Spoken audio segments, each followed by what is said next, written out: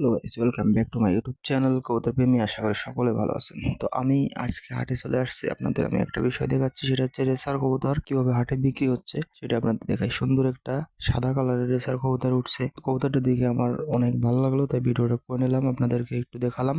যদি ভালো লাগে তাহলে অবশ্যই লাইক সাবস্ক্রাইব করতে ভুলবেন না। ফেসবুকে হলে লাইক কমেন্ট করবেন।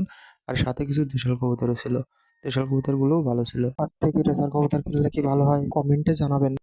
ব্যাপারী ভাই কবুতরটি উঠে দেখালো, আসলে রেসার কবুতরটা ভালোই ছিল, তবে দামটা তেমন একটা ছিল না। একজন 250 টাকা বলছে, তা ব্যাপারী ভাই বিক্রি করে নাই। তা আমি বললাম যে ভাই ব্যালেন্স ট্যালেন্স সব কিছু দেখান, আমি হাট থেকে যেহেতু নিতে চাইছিলাম।